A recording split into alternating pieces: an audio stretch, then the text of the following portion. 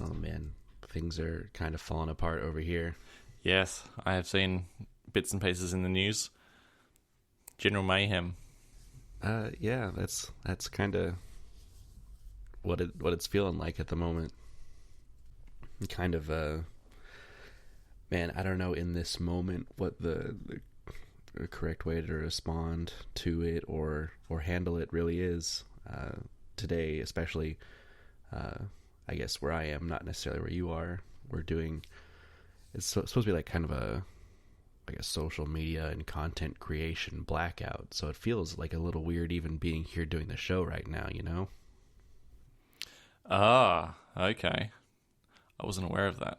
So yeah, it's so easy just to fall into the the trap, I guess, of feeling like, you know, this isn't the place or the time, or let's like try to distract ourselves from it or be an escape from it. But there's so many people in the United States especially that, you know, they don't have the luxury of being able to escape the situation going on. And like, I know our platform isn't very big compared to like a lot of real influencers out there, but I feel like I'd be remiss if I didn't take at least an opportunity here at the start of the show to recognize what's going on and make what should be an uncontroversial statement, but unfortunately in my country really isn't, that Black Lives Matter and that there needs to be an end to targeted attacks to Black people, and there needs to be some accountability held to our law enforcement agencies. It is kind of crazy that you have to even say that out loud, isn't it? Right, yeah, it feels, I don't know, it feels like a common sense thing, and I'm sure, I mean, I don't hear about anything to the scale of what happens here coming from any other country, and including Australia. I'm sure this is probably not as common of an occurrence for you. It's certainly not as common, but the Indigenous people here, there are far fewer Indigenous people on a scale to like Europeans or white people or any other people. That there are certainly problems, but you wouldn't hear about them. I mean, I barely hear about them, and I'm here. Right. It's because there are just so few of the Indigenous people left because Europeans came and, you know, wiped them out, basically. As horrible as that is. Right, yeah. But there are certainly cases that we do hear of every now and then of police brutality and deaths in custody. They definitely don't make as big a splash as they should in the media, but that's changing. I mean, you hear about cases from 40 years ago which are only being dredged up again now because they weren't even addressed at all back then. They were just basically ignored by the police. Right. Or by the media, and now they're coming to the forefront. So at least that has changed from how it used to be. But yeah, Australia is definitely not immune to similar problems, but I think it's just on a much smaller scale to the United States. Yeah, I wish I had, I don't know, more to say or some kind of insightful inspiration to give in moments like this, but it just feels like a complete loss, especially being here in the middle of it and just not knowing what to do or how you can help, and things just, especially right now in the middle of all the protests, just seem to be going from bad to worse. I see multiple clips every day on all forms of social media of these protests that start peaceful and then are escalated by the police, like attacking peaceful protesters. And it's just every single day it wears you down, and it's hard to have any faith in our law enforcement and government as a whole right now. I didn't really get much of a picture of it until I saw a clip of someone just riding their bike through Philadelphia, downtown Philly, and like the place was just trashed. It was absolutely destroyed. Right. Yeah. Yeah, I didn't have much of a picture of what actually was happening until I just saw a city destroyed. And this is happening over the whole country, right? Yeah, this is spread pretty much nationwide at this point. I've heard of, I mean, of course, all the major cities are having protests, but even some of the much smaller ones, around me at least, I'm not sure of the other states, but there's definitely a lot of even like small cities have been holding protests every night for the last 4 or 5 days at this point. I heard in Sydney yesterday they had a protest in solidarity with what's happening in the United States. A few thousand people turn up. Certainly didn't turn violent. Right. But, yeah. So even small cities like Sydney, that doesn't really make my point at all. Even cities on the other side of the world. Well, yeah, it's. I mean, things look so bad from the inside, but I'm constantly curious of how things look from the outside. How is the rest of the world like? How do they see all this going on, right? Because in here it feels like I don't know, everything's falling apart, and it certainly looks like it. Right. I mean, firstly, it was basically the topping of the coronavirus death charts in United States, and now this, and then just because you've got these protests doesn't mean that the coronavirus is gone either. Right. So it really does seem like, you're in a bit of strife up there. Yeah, that's something I'm anxious about as well, because it does feel like, we just have the protests are the big news right now, and I haven't heard a single thing about coronavirus in the last couple of days, and I'm wondering that, hopefully there's some kind of turning point that things start to calm down a bit, and at that point, in another couple of weeks, is there going to be a whole new wave of coronavirus because of all these mass protests that have been going on? Yeah, so that could be a big problem. Yeah, it's just going to keep building on each other, and man, who knows what the breaking point is going to be. Yeah, hopefully it doesn't get to any sort of breaking point. Right. But, there's word on the news that there's military mobilization. I don't know how true any of this is, but... very, very true. So that's extreme. Yeah. We've been dealing a lot with the rhetoric coming from our president, unfortunately, is calling for a very heavy hand against the protests. He was calling governors on a statewide phone call, I believe just yesterday. He's calling them, the weak, and the world is laughing at you, and you need to stomp out these protesters. And he says, if you don't use, if you guys can't do it yourself, I'm going to mobilize the military, and we're going to wipe out these protests, and encouraging the use of force in our own military against citizens. That's the sort of thing you'd hear about in a dictatorship, or right, some horrible far off government governing style. Yeah, it feels really surreal,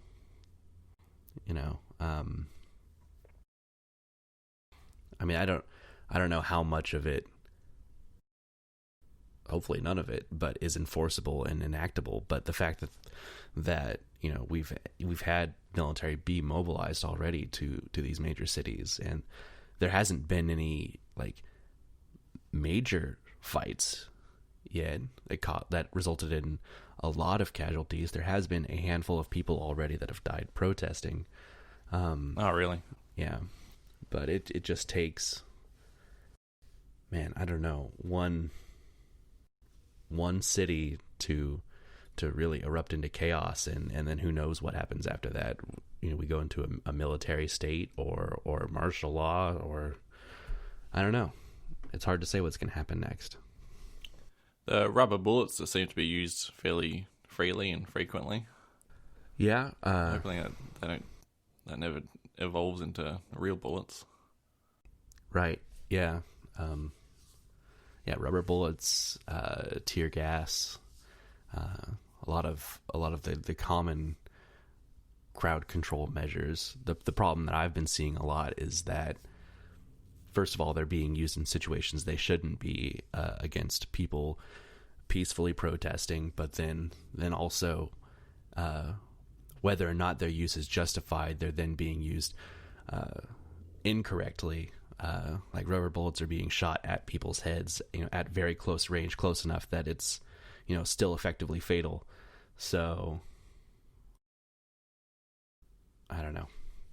It's really been tough to watch, though. And on our news this morning, apparently an Australian reporting team has been bludgeoned by the police while trying to report on something. Yeah. So now we're all angry as well. Yeah, justifiably. We've had a lot of. I was just reading an article earlier today about this. I believe it was 20 or 22 separate cases of journalists or reporters being either arrested or assaulted by police just for being there and reporting on the protests. Are you safe where you are? Yeah, I'd say I'm safe. I'm 45 minutes away from a major city where a lot of this has been going on. So I'm not close enough that like I risk some my house burning down or something as a result of a protest. So safe to that extent, I suppose. But I am close enough to a major city that lots of friends and family live, a lot closer to the violence, if not right in the middle of what's been going on. So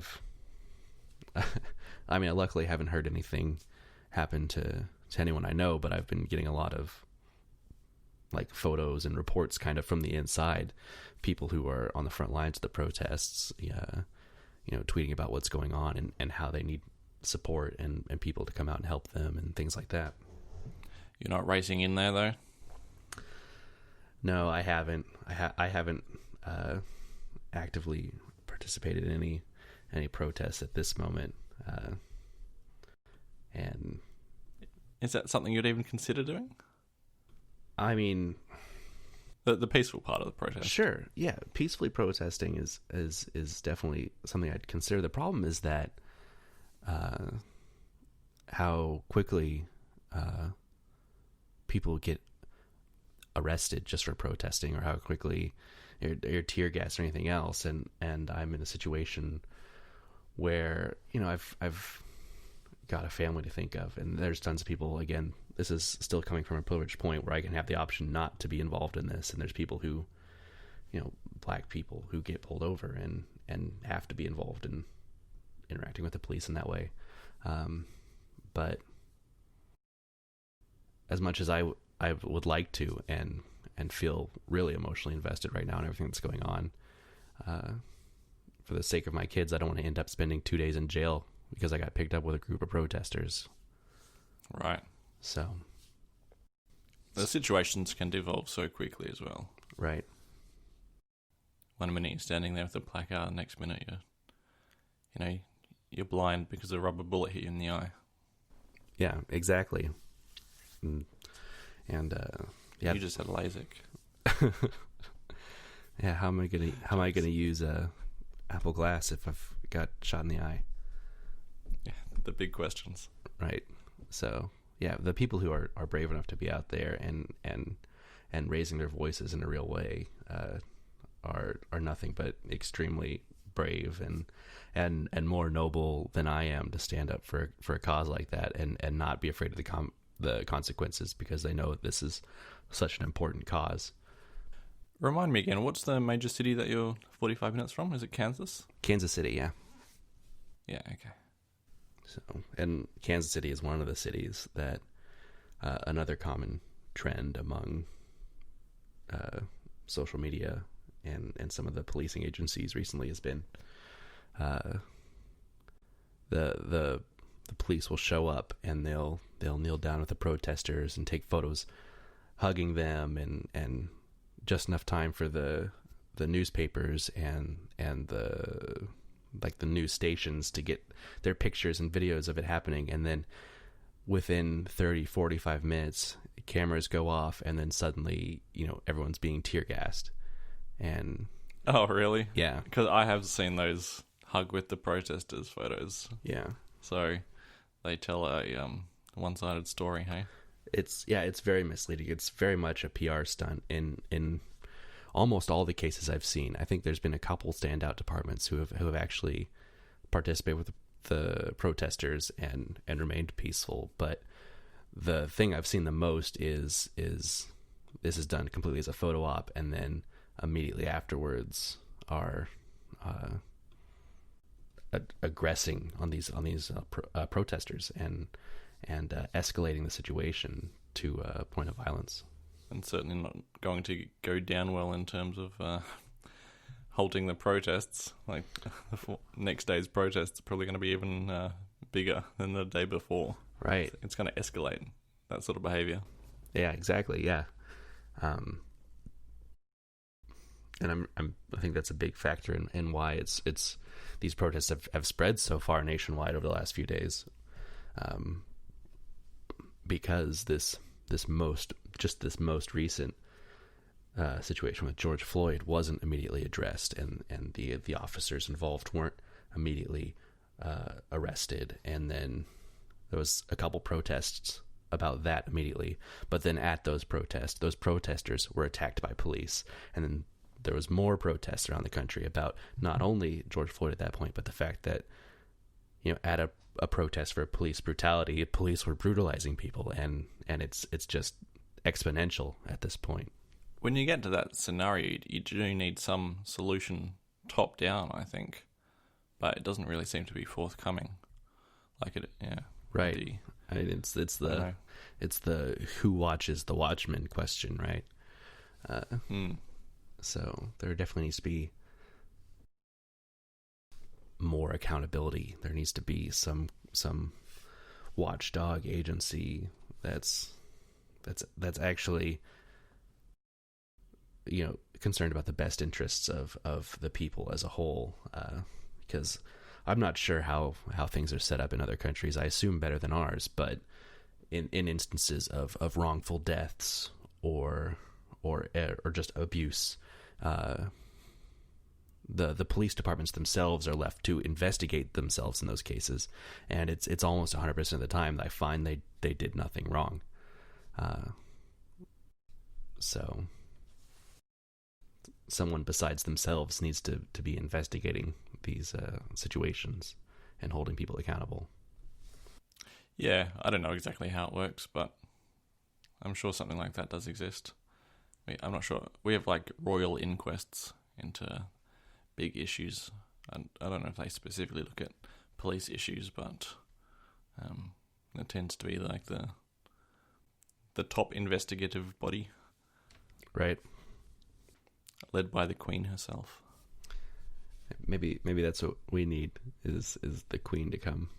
You need a monarchy. A monarchy, yeah. Well, it's been a while since you had one. Yeah. What?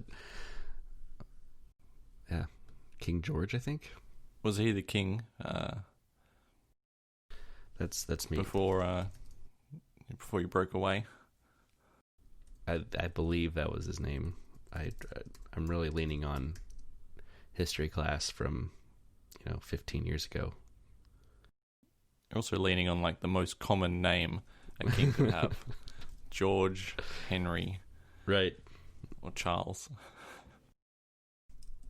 Actually, I'm not sure about Charles. I've only heard of one George, King Henry, Charles. or Richard. Let's see, King George. Yep, that's not very descriptive though. King George the Third. There you go. If only you were still part of the Commonwealth and you had Queen Elizabeth running things day to day, just like England and Australia. Yeah, what involvement does the Queen have in government at all at this point? Isn't she mostly just like symbolic? Yeah, zero. Right. Practically zero. I think the last time there was any real involvement would have been the 70s or so, and the Queen's representative in Australia fired the Prime Minister. Oh, really? And, Was that a really bad Prime Minister? Oh, this is going back a long way. I don't think it was particularly bad. Let me have a look. Who was it? I don't even know who it was. Prime Minister Gough Whitlam. Gough Whitlam. Yeah, just controversially dismissed by the Governor-General of Australia at the climax of the 1975 Australian constitutional crisis. Oh. He's the only Australian Prime Minister to have been removed from office in this manner. We don't need to get into that. I don't even know about it too much myself besides that. Okay, fair enough. But it's fair to say that a monarchy, the Commonwealth monarchy, has very little to do with day-to-day operations in any country, I think. Right. Even the source country. Right. So that's not an answer to this, I'm afraid. Yeah, I doubt that there's going to be any kind of real answer that we're going to be able to come up with. So do you think it'll just kind of fizzle out? I mean, if I had to make a prediction about what's going to happen, just based on past experience, because this is not... I mean, something to be escalated to this degree so quickly like this is probably unprecedented, but it's been very common, unfortunately, in the last 10 years of our country, that there's been active protests as a result of the deaths of black people at the hands of the police. And usually what happens is maybe some concession is made. The officer is arrested, does go to court, may or may not be found guilty, but the fact that the arrested at all is a big deal here, because that doesn't usually happen. And maybe that's enough to appease people, and things tend to quiet down and die down without any real change happening. And then, it starts over again, and next month when the next person is killed. So if I had to make a prediction about what's going to happen, it's going to be that things are going to die down without any real change. That's not the worst case scenario. The worst case scenario is that they die down because the military is mobilized in such a way that people are forced or quieted forcefully. But it's certainly not a resolution that's going to make anyone satisfied, that's going to prevent this from happening in the future. So ideally, I'd like to see some kind of reform, but I don't think that's going to happen under our current leadership. Has the police officer at the heart of this been arrested? Yes, he was arrested. I heard that there was even a video of the act. Is that true? Yeah, multiple videos from multiple angles. That was kind of the crux of it, because unfortunately things like this happen all the time, and it usually takes a video of it happening to really rile up enough people to protest. I think of Breonna Taylor. I'm not sure if you're familiar with that situation. No. So her and her boyfriend were sleeping in her home, and the police invaded their home as part of a no-knock warrant, and killed her in her bed. And that was just a few weeks ago, and there was plenty of anger and aggravation over that, but nothing to this degree. And I think the differentiating factor is that there's a video, and it was shared on social media, and it really angered people more. So, but yeah, the officer involved that was the physically kneeling on George Floyd's neck and suffocated him was arrested a few days later. But the other 4 officers that were on scene and did nothing to help him, are still, I believe, technically on paid leave, but nothing else has happened.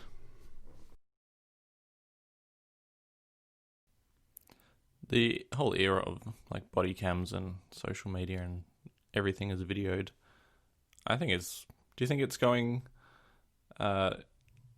It's a positive direction for accountability. I mean, it has to be. Sure, yeah. The public with video cameras is very important in holding officers accountable. The problem with body cams in our country, at least in so far, is that 90% of the time, when something happens, probably more than 90% of the time, we hear that, oh, their body camera was off or the footage was lost. It's very rare that body cam footage is ever makes it, to a trial or is reviewed. It's they're either not being used at all or they're being deliberately deleted. I could take a guess at which one it is. Right, yeah. And we're seeing that a lot with these protests as well, is that in these protests, the officers responding, have their body cameras off, have like electric tape over their badge numbers so they can't be identified. So there's no accountability right now coming from inside the agencies. A solution might be like federally mandated accountability. Yeah, and what that means is beyond me, but there's definitely needs to be a lot more accountability as a whole. So yeah, people with cameras is the only thing that's really been holding officers accountable. And even in those situations, even though it's completely legal to film an officer or anyone out in public, because there's no expectation of privacy in public, you still see all the time videos being put up of someone filming an officer and the officer approaching them and saying, it's illegal to film a police officer, put your phone away or I'll arrest you. That's a very common thing around here as well. Yep. Like every second video on Reddit practically, right, of a police officer is them saying it's illegal to film me. Right. So, and it's explicitly because, these things have resulted in them being held accountable. So, of course, they would be against it. Well, it's pretty hard to follow that up with just some casual Apple news, isn't it? Yeah, it's a tough thing to transition from. Well, the other small pre-show topic is just on the other massive problem that we have in the world, which is the coronavirus. Well, it's mildly related. Right. But did you see that the Mythic Quest TV show put out a quarantine episode? I did. I was a big fan of Mythic Quest, and I was happy to see they made another episode, and I was really happy to kind of see the way they approached some of the issues, with a focus on mental health being important during this and all of that. I thought it was a really good episode. Yeah, it was an absolute A+ of an episode.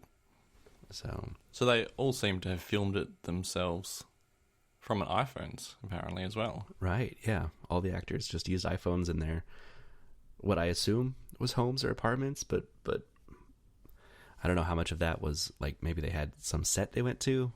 I was wondering that, because they certainly looked like real homes, but they were also mostly exceptionally lit as well. Right. Yeah, I didn't watch all the behind-the-scenes stuff.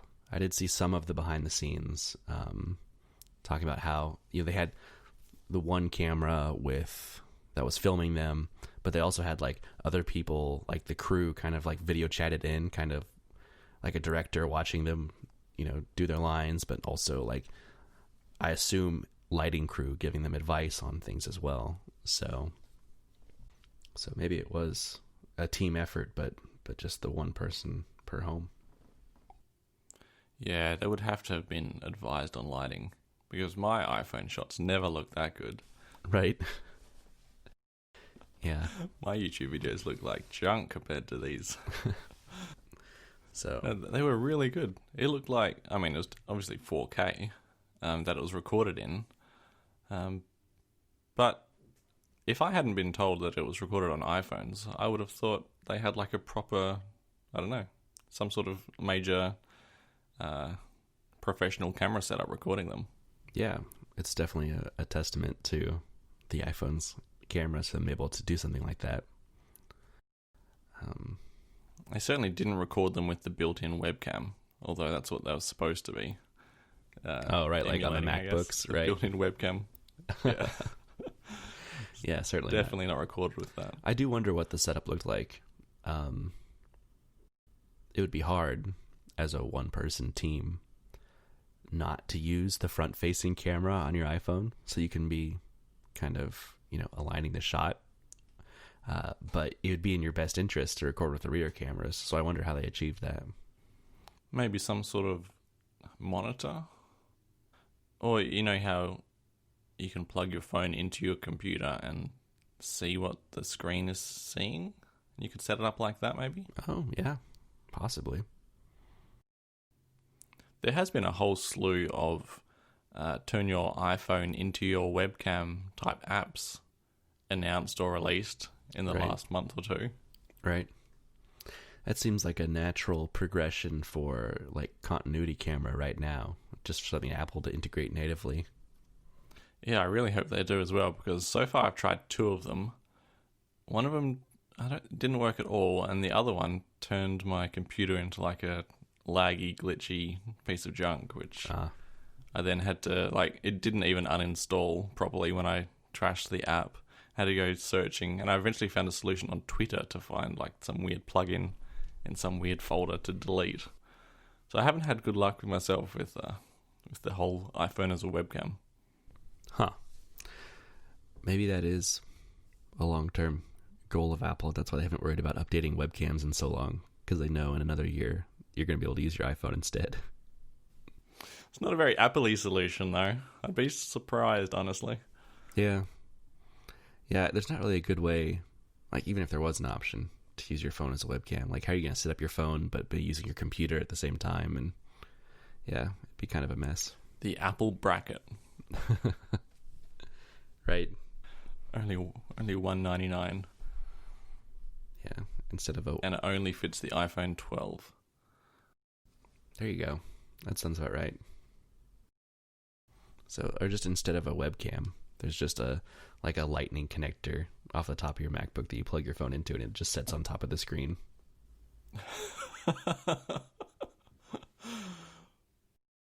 That would be so fragile and so ridiculous looking. Right.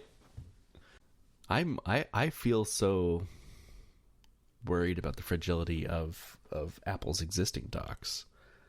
I've got a single lightning dock plugged into my Mac Pro, so that when I'm playing around making iOS apps, I have a wired connection to the computer to load my test apps onto. And it feels so fragile only holding the phone up by the lightning port. So there's no sort of backrest for the phone? Right, yeah, it's just a little block of aluminum with a lightning port sticking out of it at a slight angle, so your phone kind of leans back when it's plugged in. Okay. And that's been Apple's official solution, since the iPhone 5. They've had this dock. So I guess they have a lot of confidence, and it's the same dock they have all the iPhones sitting on in the Apple stores. So they have a lot of confidence. Yeah, they do. In the strength of this port. And I haven't actually heard any issues as a result of that in the last 8 years since the iPhone 5 came out. So I guess it's working. Yeah, I've never heard of a lightning port just snapping off inside the phone. Right. All the problems are further down the chain, the cable that's attached to the lightning connector. Right, yeah, cable fraying. Yeah, cable fraying. I never had a problem until I had kids, and now all my cables are frayed. So it's something to do with the way people use them, and it's not how I use them. But it is the way my son uses it. It's the difference between yanking it out by the cord and grabbing the plastic around the port and pulling it out. Could be it. Yeah. Could definitely be it. So I haven't seen that yet, but I guess not since the 30-pin dock connector days have I seen a frayed cable, but I'm sure I will. Oh, speaking of 30-pin days, I used to have these stereo speakers set up. It was really nice, and the way it worked is that one of the speakers, there's a bookshelf speaker, had a 30-pin connection under the flap, a dock on top of one of the speakers to plug in your iPod. Right. But then, of course, once the iPhone 5 came out, you then had to get the little adapter. So it was the dock and then the adapter and then the phone on top. And I'm telling you, that was like the flimsiest thing ever, because of course the iPhone like had more of an angle to it than if it was just sitting in a regular lightning dock. Mm-hmm. So it was putting all this pressure through the whole chain. Yeah, that's flimsy as hell. It looked awful. Right. Yeah. Luckily, the iPhone 5 was the lightest iPhone they ever made. So if there was a phone to have to go through that transition period with, that was the right one. If I still had it today and it was like a, I don't know, 11 Pro Max. Right. Instantly snapped. Instantly. Right, yeah. Apple is replacing the Messages app, apparently, on the Mac. I think we were just talking about this in the last show. Were we? Did I put the same topic in twice? Not this topic specifically, but the idea that the Message app needed to be replaced. Because you were just talking about something was being sent like with confetti or something on your Mac the other day. That's right. Yeah. And it just puts the brackets under the message instead of actually showing the confetti. Right. Sent with confetti. Yeah, welcome to 2017. Right. Yeah, it definitely needs it. Yeah. I've noticed even recently, it doesn't even scroll very nicely. Like, if you have a message thread with a couple of photos in it, it's like it doesn't even scroll well. It needs an overhaul. Right. Yeah, it needs... I don't know if wishing for a Catalyst app is like... I mean, it's inevitable, isn't it? Catalyst apps do have like weird, janky problems and usability issues. But I think at least if Apple is... Well, they're going to be dogfooding it because they're going to be using it themselves, then that leads down a path of...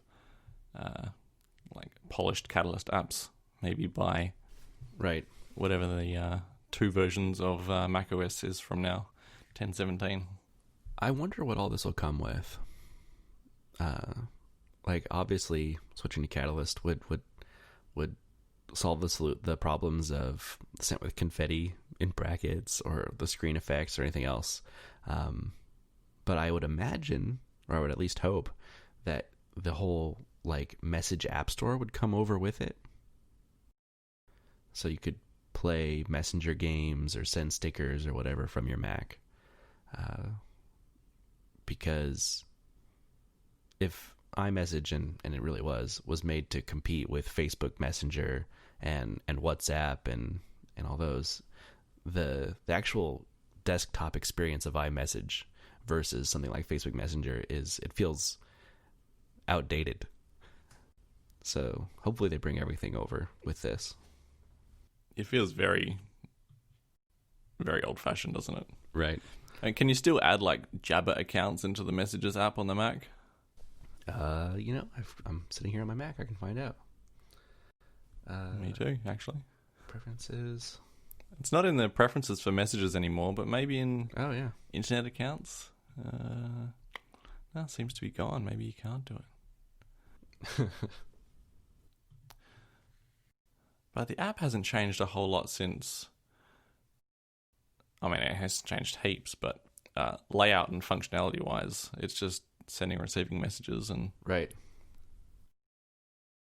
It's just like, at the moment, it's just like iMessage is another service that's been tacked onto iChat, basically. Yeah, exactly. It's just the only service on iChat. Yeah, and then they got rid of all the others. Uh-huh. I can't see any, like... I mean, the most modern feature they've added to it is maybe the voice recording button down the bottom right, and then if you click on details at the top right, you get, like, the Find My integration up there. Right. Which used to be the only way to get Find My on a Mac. Something really cool, and I wasn't aware of this until the other day. If you go up in that details button in a conversation with someone else with iMessage, there's a screen sharing option, and you can share your Mac screen from there. Yeah, see, that's come from the old iChat or whatever it was as well. That's like an old feature that's just been bundled along for the ride.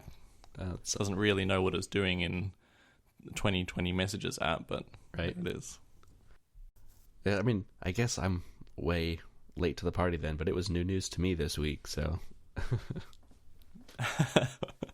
Well, I don't remember it's there. If someone said, "Do you want to do a remote control session?" I'd say crank up TeamViewer, not open messages. Right.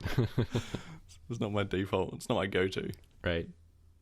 I reckon if we had a Catalyst app, we'd probably lose the ability to pop out chats in separate windows, though. I reckon that would be the first thing to go. Oh, but that's my favorite feature. I mean, I was saying that, it kind of sounds sarcastically. I said that very sincerely, though.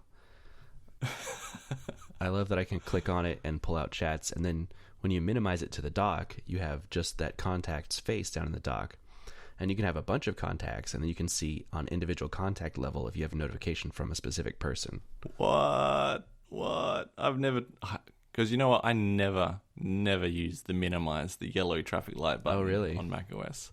Never. Do you just hide everything? I hide everything. Command H all day. I mean, that's nice because then you can Command Tab back into it. But yeah, for messages specifically, I break them out and I minimize them so I have individual contacts down there in the dock. Oh, that is a top tip. Yeah, I'm putting Yasmin down there right away. Maybe mum and dad as well. Thank you. What's the shortcut? Is it Command M to minimize windows? Yeah, it is. Oh, beautiful.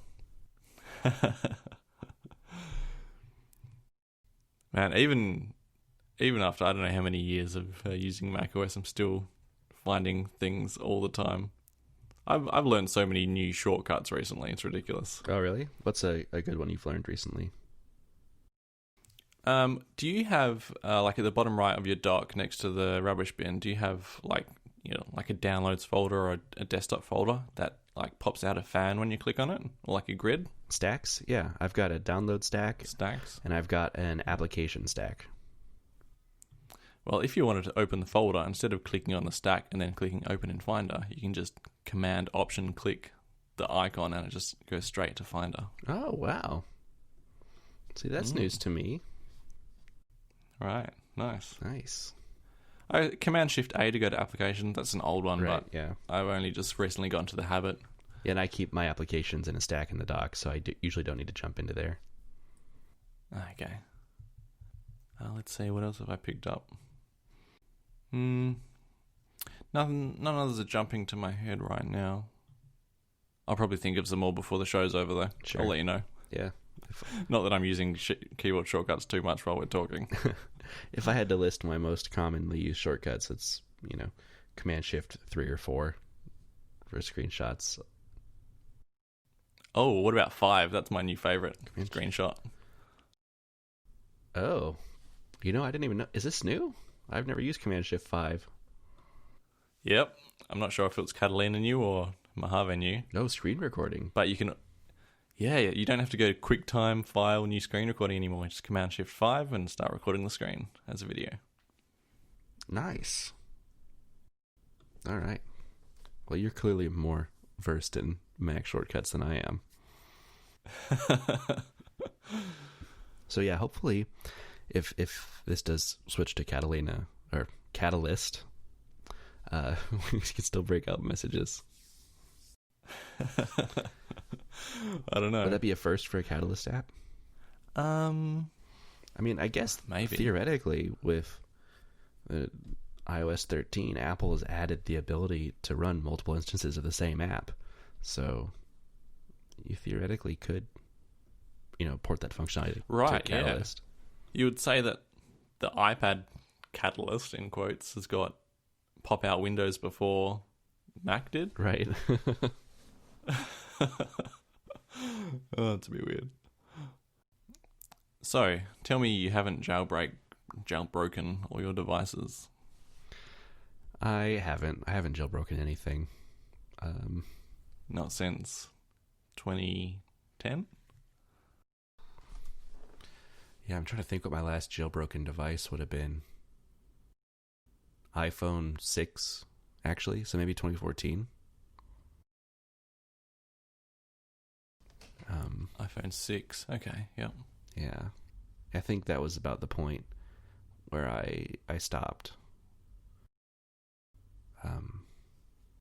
There just hasn't been anything that I've wanted enough. That and jailbreaking has been so convoluted until this most recent one. This new Uncover jailbreak it's still tethered, but it's the closest thing to. I mean, when's the last time we've had a jailbreak for a version of iOS that's still currently being signed? It's been forever. Yep. So I'm sure it's exciting for a lot of people. Before sitting down for this show, I actually watched a couple of videos on what are the best new jailbreak tweaks, and none of them really stood out to me as worth the effort of jailbreaking my phone. So the only thing that looked interesting was the redesigned call UI to just be a notification instead of a full screen incoming call. So, but then other things are hide your app labels or redesign Control Center to have a different theme. I did see a neat one that took the complications from the Apple Watch and let you put them on your lock screen. Oh, that's new. I've never heard of that. Yeah. I don't know if I'd want to do it, though. I mean, some things like getting a quick glance at weather and things like that, it made a lot of sense, I thought. Yeah, it's only a swipe away, really, anyway. Right. Yeah. To the Today view. I guess there is a jailbreak package that allows you to have widgets just among your apps on the home screen, which I think is, at least been heavily rumored to be coming in the next year or two to iOS. There used to be jailbreaks you just couldn't live without, but Apple kind of Sherlocked the jailbreaks. Right. Yeah, there was before Control Center was a thing. I forget what it was called, but there was a tweak that basically did what Control Center did, that I always used. Before swiping keyboards was on iOS, and before even custom keyboards were on iOS, I had jailbreak and get swipe keyboards. I definitely used a fair amount of jailbreaking in the past to get apps or features that I should have paid for free. But not supposed to say that out loud. Yeah, at this point, I'm fine with paying $2 or $3 here or there for an app that I'm going to use frequently. Whereas high school me was not, apparently. High school age is just a principle that you don't pay for it, though, right? Right. It is. Even if you had the money, you'd be like, nah, if I can get this for free, I'm getting it for free. Damn the inconvenience. Right. I feel the exact opposite about everything now. I will gladly pay some money for convenience. Right. Someone has worked hard to produce this, and they're going to get my damn money, even if I'm, scraping the bottom of the butter tub today. Right. I bought Apollo Pro, and I paid for the lifetime unlock for Ultimate on it. And even still occasionally when Christian releases a big update, I'm like, man, that was a lot of work. I better go donate a little bit to Christian for this big update. Yep, looking for that tip jar. Uh-huh. So, yeah, but there was nothing that blew me away. Looking at what kind of things I can enable by jailbreaking. Gone are the days when you had to jailbreak a device to use it in Australia. Did you know about this? I think I've told you before. Was that the original iPhone? Oh, right, because it's only on AT&T.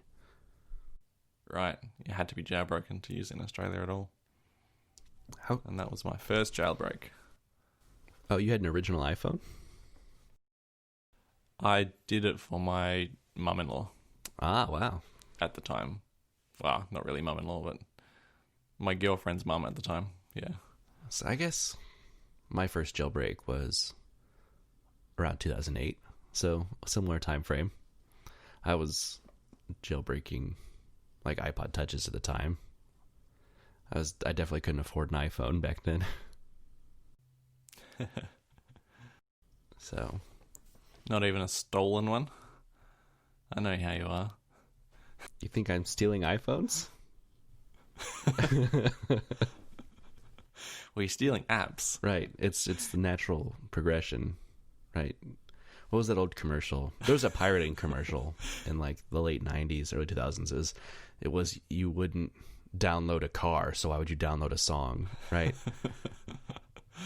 Yep, classic. Was that the start of DVDs? Oh, I don't know. Maybe. It's been a long time. I'm pretty sure I saw it at the start of a DVD. Probably. But maybe it's just fuzzy memory because it's been on the internet. It's been like a meme on the internet for so long now that it's just entered my my memory as a memory, a fake memory. Right. Yeah, I can still picture the ad in my mind. I'm Googling it now. It's like,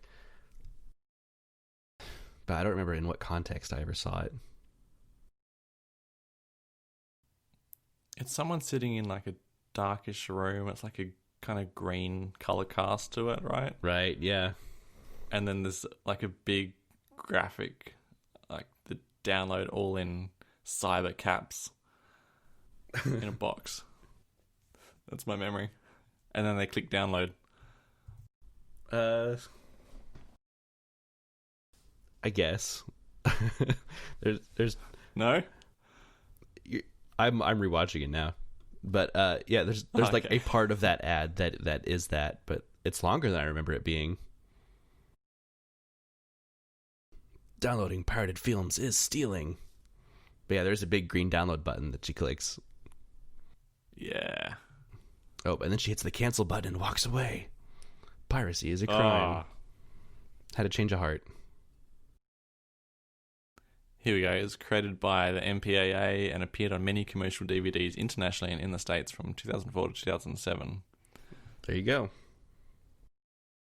Man, 2004. I feel like it was earlier than that. Sure does. Apparently, it's a man who does it. I thought you just said it was a woman. What? That hit the download button? Oh wait, no. It shows a man committing thefts of various objects. Yeah. Then compares them with blah blah blah. Yeah, it's definitely a girl sitting at the computer. Shows her downloading a feature film. How long would it have taken to download a movie on 2004 internet? 2004. I think I would have had ADSL 1, like 8/1 by then. So, yeah, a couple of hours. Especially if it was like a 700 megabyte AVI file. Man. I haven't seen an AVI file in a long time. I'm sure they're still around, but everything is, what, MP4 now? Yeah, transitioning to, well, no, still MP4, but, no, MKV is what I see. MKV, yeah. I mean, I see just a lot of .mov as well. That's what an iPhone creates, isn't it, by default? I mean, yeah, .mov is like max video format. I think that is probably how it comes out of an iPhone. Yeah. I think that's just a container format, the MOV and the MP4 and MKV. They can have, like, anything in them, basically. Right. Yeah, I don't know much about that kind of stuff. I just read the MKV spec page the other day, so I'm full bottle on container formats. Did you really? Yeah, I did. What inspired you to do that? I was just thinking, like, why the hell do we have MKV files when we have MOVs and MP4s and all that? Like, why do we need MKV? It's just so VLC has a reason to exist. Yeah, I was annoyed because, like, the things an MKV contains can all be played natively on a Mac, but the container format itself can't be read by, like, QuickTime. Right. I was annoyed. Had to discover why. I didn't really discover why, but I learned a lot about MKV. Huh. Oh, it looks like you threw in an article here just at the last minute. I didn't even see this one. Yeah, just news this morning, 4 hours ago from when we're recording, is that iOS 14's to include built-in translator in Safari, full Apple support on websites. And that first one there really interested me because it was only yesterday that I was trying to find out some information on a Dutch object, and I had exhausted all the English results. So I was starting to search for things in Dutch, and what I'll do is search for it and then go and just copy and paste the results into Chrome, because Chrome would automatically, this is on Mac by the way, but right. I assume this feature's coming to Mac as well, and just go and paste the URL into Chrome and let it automatically translate for me. And I thought, oh, this is a feature that Safari could certainly use, just the automatic translation on websites. Right. Yeah, that would be useful. For my once a year use case, but also for people who are learning languages or, right, I don't know, living in one country but don't speak the language, anything like that. Right. Yeah, that seems like an obvious feature too, especially since other browsers already have it. I mean, that's definitely coming. If not, like in the next update soon. And apparently they don't need an internet connection, which is kind of weird. Like, what are you doing using Safari without an internet connection? But the flip side is that it might be quicker because it's all, and more private because it's all done on device. Right. I mean, if you add a web page to your reading list, it downloads it so you can view it offline. Supposed to. I have like pretty hit and miss luck with that. Oh, really? It's not a feature I ever use. There. And the other part to the article is that full Apple support is coming to websites. Apple Pencil support. What did I say? Apple support. Apple support. They're going to hold your hand and help you browse the web. One genius per user. Okay, Apple Pencil support. I fail to see how this is a useful feature, but maybe you can. Right, yeah, I felt the same way, and this article doesn't speak much about it, because obviously you can already scroll and tap on things with the Apple Pencil if you wanted to, but it says adding the idea to be able to draw and mark up, so you could potentially, a website could present you with a signature line, and you could sign it right there on the web page. Yeah, still not convincing me that it's too useful. Right, yeah, I don't think there's many cases. Maybe a creative website that would let you draw. I don't think there's going to be, I think it's very niche, no matter what. Because you can already just take a screenshot of a website and the full length of a web page as well, and draw on it. Right. Yeah. So. Yeah, maybe some sort of creative solution then. Right. I threw... yeah, no one in the comments has got any theories either. Sorry. Oh, yeah. I was going to say I threw a last-minute article on there now, too. The whole audio support coming to Apple News Plus. Right. Not a lot to talk about there, but it does kind of renew my interest in news. It's a very common thing that I use my Amazon Echoes for in the past, or my Google Home Hub.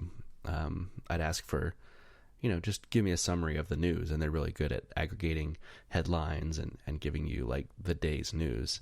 So if that was built in, I'm less interested in like having whole magazine articles read to me, but the aggregating news stories and giving you top stories, that would be something I'd use quite a bit probably.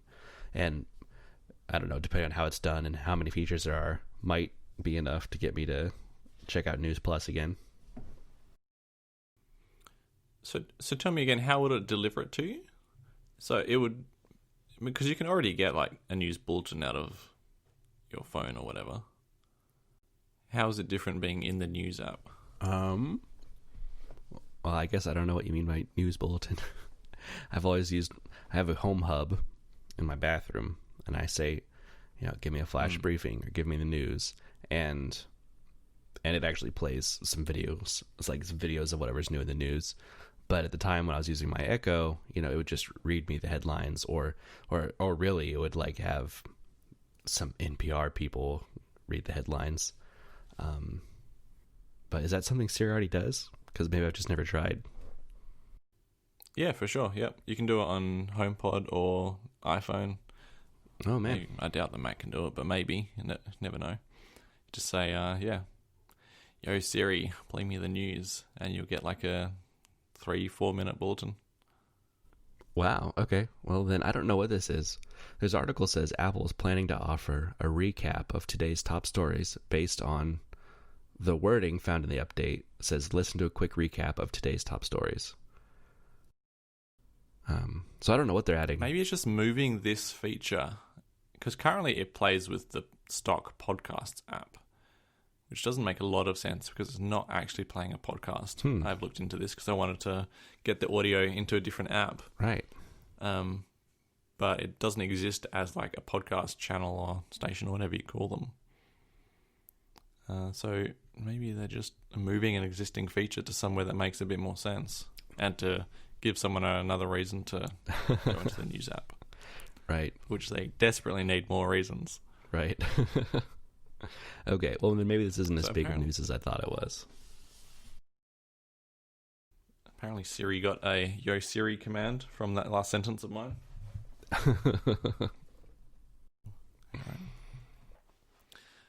Okay, so it says over the course of the last several months, Apple has been asking publishers participating in Apple News Plus for permission to create audio versions of their stories. Maybe this... would it be an accessibility feature? Yeah, maybe this is more of an accessibility thing. Although, I don't know, in my mind, I think of it a lot like an audiobook. I mean, maybe audiobooks are accessibility things, but they're also just a convenience thing. Then instead of listening to a book while I'm driving, I could be listening to, a compelling magazine article. And maybe that would get me into magazines more. Well, then my follow-up question is, can't you already do this just with the built-in voice over, whatever you call it, that reads things to you? Well, I assume that the fact that they're asking publishers to make audio, if they can have permission to make audio versions, is it's not just going to be like Siri doing text to speech. It's going to be like actual someone reading the article. So you're taking this asking permissions as like an ongoing, do we have permission for always to... I read it as like can I have permission on like a single case basis? Oh, yeah, I think it... create an audio recording of this. That was my understanding, is it'd be an ongoing agreement. But then wouldn't they have to create an audio version of every single news article that was ever created? Well, I assume they'd only do select ones. Probably like, cover stories from big magazines would get an audio version, Yeah. But yeah, I don't know. I'd be interested to see what they do, I guess. Not long to wait. Actually, this says it was... Alright, so it's found in 13.5.5. Evidence of it. Yeah, whatever they can do to justify the $10 a month subscription fee for News Plus. Because I don't think the magazines on their own is selling it. Yeah, I think the service is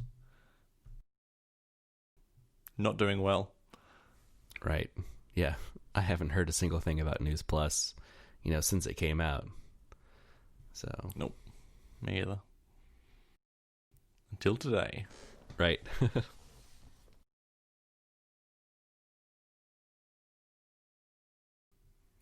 Well, I think that's about it, unless you've got any other news to talk about. No. Can't say I do. Okay. Well, I'm James VDM on Reddit and Twitter. And I'm Jellywoot on Reddit and Twitter. And the show will be posted on the subreddit, reddit.com/The R Apple Show. r/The R Apple Show. All right, as you always say. Do I always say that? You do. It must be subconscious. But I guess you would know, since you have to listen back to the show, the unedited version every week. Yeah. I don't. I'm pretty sure every time I finish saying that Reddit part, you say, "All right." I should go back and make a compilation. Oh, that'd be hilarious. Gotta get all of the best, never made it into the show audio clips and make like an episode out of that. I don't keep my original audio. I've got all of them. They're in that shared folder I sent you. Yeah, you've got all of yours. Not all of mine, though. It's a shame. I've got all your all rights though. I know that I've at points in the past, it's been a while since I've done this, but if I start recording before you get in the call, I'll like leave a message for you at the beginning of my recording for you to find in editing. What?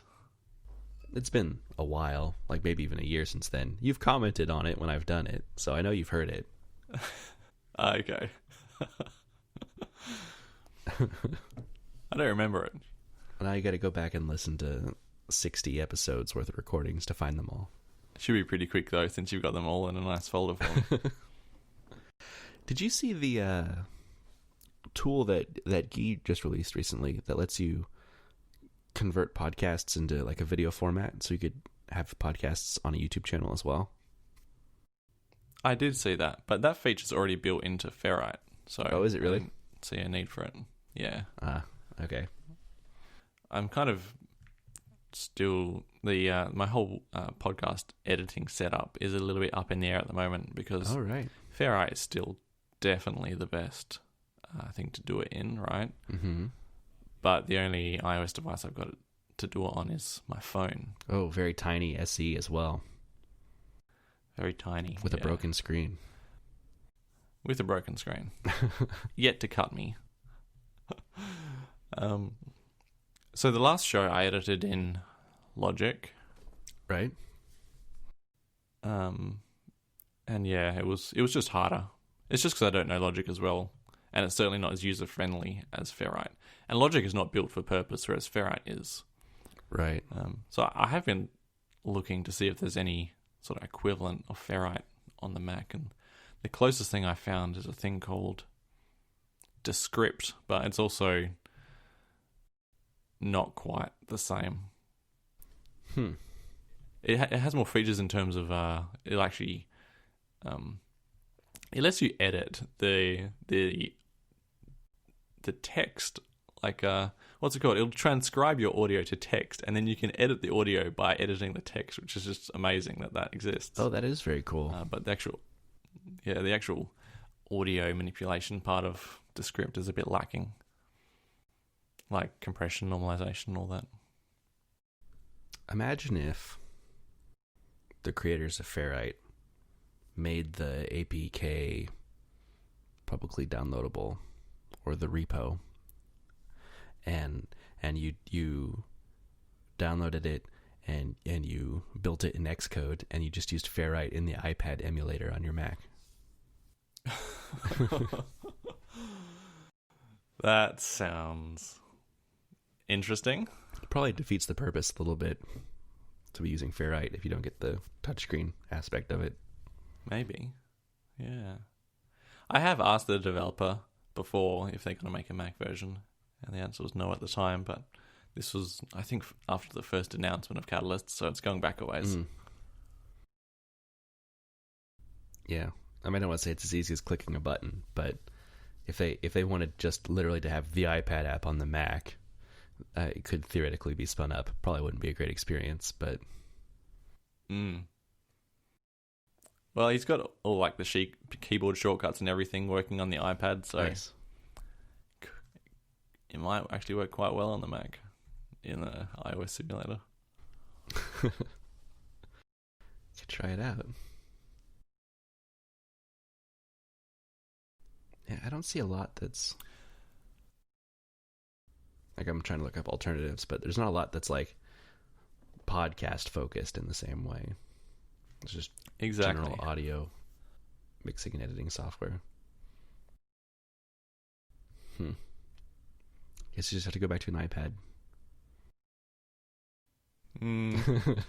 Nah, I'm loving my MacBook Pro. Really? Did I have the computer back last time we recorded? I don't think we did. I was getting the anti-reflective coding problem fixed. Oh, nice. nice. Just replaced the screen. Nice. So yeah, they did that. I got it back. And now you wonder how you live without it. I do. I really do.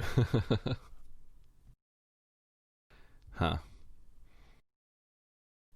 Well, I'm even making automator actions. Can you believe? I'm really kicking it old school. Yeah, that's something I haven't used much of at all on my Mac. I've tinkered in the past, and it's typically been unsuccessful.